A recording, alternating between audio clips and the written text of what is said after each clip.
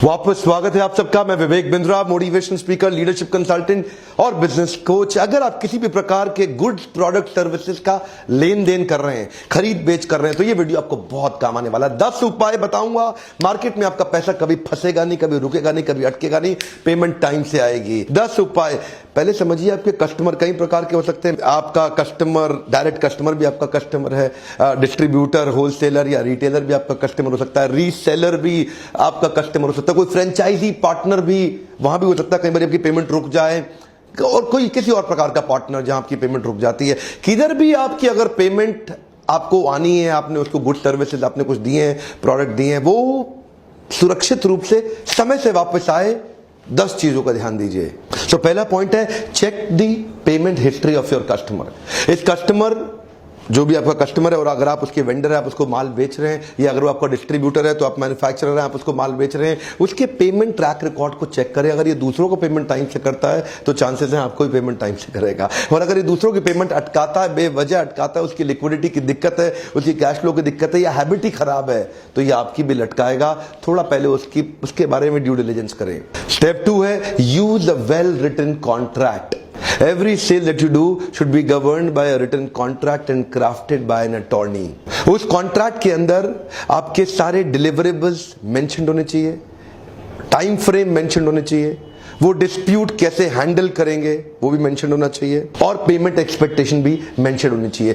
अगर legal contract की language में थोड़ी सी गड़बड़ हो, अटॉर्नी या लॉयर से प्रॉपर्ली वेटेड ना हो, कई बार आगे चल के आपको लेने के देने पड़ सकते हैं। एक अच्छा कॉन्ट्रैक्ट आपसे कोर्ट कचहरी और वकीलों के चक्कर काटने से आपको बचा सकता है, संबंधों में पड़ने वाली दरार को रोक सकता है, रिश्तों को लंबे समय तक चला सकता है। तीसरा पॉइंट बड़ा मदद करता है, use a delivery acceptance letter. जब भी आप माल दो, एक डिलीवरी एक्सेप्टेंस, हाँ जी माल मिल गया, साइन कर दिया, हाँ जी सामान पहुंच गया, साइन कर दिया, हाँ जी सर्विस मिल गई, साइन कर दिया। डिलीवरी एक्सेप्टेंस लेटर एक प्रूफ बन जाता है, एक रिकॉर्ड बन जाता है। इतने बजे इस तारीख को यहां पे इस व्यक्ति ने माल रिसीव कर लिया या सर्विस रिसीव कर ली, और वो सेटिस्फाइड था, और वो साइन होते ही बाद में आप उसको अपने कम्युनिकेशन में इस्तेमाल कर सकते हैं। चौथा पॉइंट है, issue clear invoices to your retailers.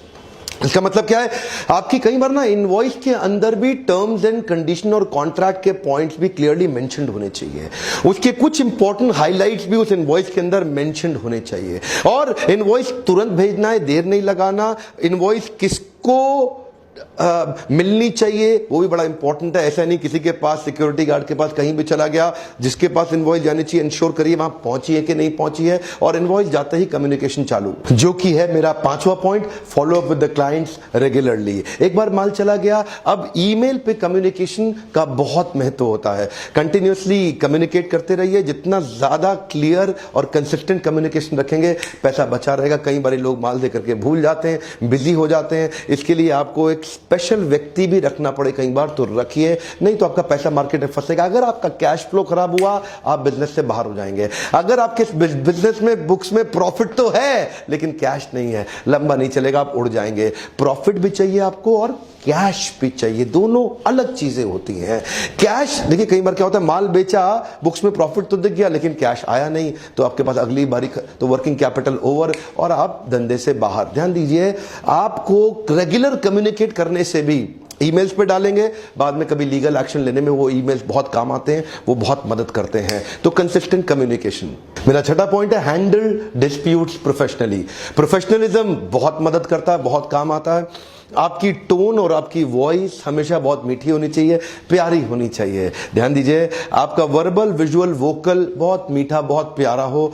कई बार उसको आपका प्रोडक्ट या सर्विस अच्छा नहीं लगता, कई बार उसको आपके प्रोडक्ट में ऑब्जेक्शन है, कई बार उसके पास मार्केट में बहुत सारी ऑप्शन है, लेकिन अगर आप अच्छा प्यारा उसको सर्विस देते हो, प्रोफेशनली उसकी तकलीफों को रिजॉल्व कर देते हैं, तो कई बार बहुत बड़ी आने वाली तकलीफ से आप बच सकते हैं।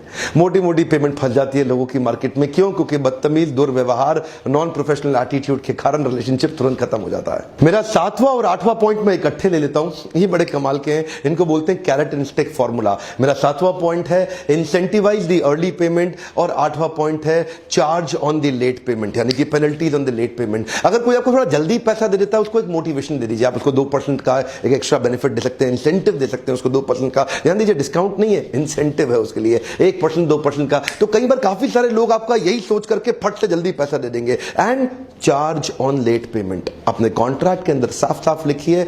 देखिए कई बारी क्या है, कैरेट दिखा के आदमी जल्दी आगे आ जाता है, कई बारी लाठी दिखा के काम चलता है, इसको बोलते हैं कैरेट एंड स्टिक। कई बारी गाजर दिखाओगे तो गधा चलता रहता है, और कई बारी गधे को गाजर देख के मजा नहीं आता तो उसको डंडे से दिखाना पड़ता है। नहीं आएगा तो एक्स्ट्रा चार्ज कर लूंगा तेरे से, पेमेंट टाइम से दे। थोड़ा कड़वा उदाहरण है कैरेट एंड स्टिक, गाजर और लाठी का, लेकिन ध्यान दीजिए काम करता है। कई बार अब जब वो लेट करेगा तो चार्ज कर दूंगा, जल्दी देगा तो इंसेंटिव दे दूंगा। तो ये 7वां 8वां पॉइंट काम करता है। 9वां पॉइंट है know when you need an external help.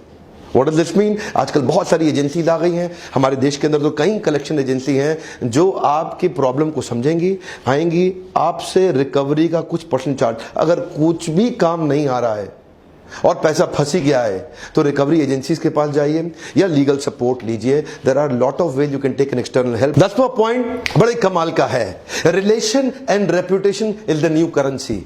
Come on, क्या? हाँ, अभी तक आप सुन रहे थे डॉलर, येन, यॉन, रूपी, लेकिन अभी क्या बता रहे हैं आपको? Relation and reputation is the new currency. इसका मतलब क्या, अगर आपका रिलेशनशिप अच्छा है या मार्केट में आपका रेपुटेशन अच्छा है तो आप नेगोशिएट कर सकते हैं, ये आपके लिए एक पावरफुल करेंसी के रूप में काम करेगा।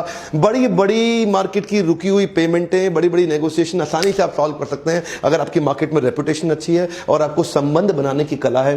अगर आप रिलेशनशिप अच्छा बना सकते हैं, रिलेशनशिप के दम पे सारे फंसे हुए पैसे प्यार से निकल आते हैं, रेपुटेशन के दम पे सारे फंसे हुए पैसे प्यार से निकल आते हैं। सो relation and reputation is the new currency.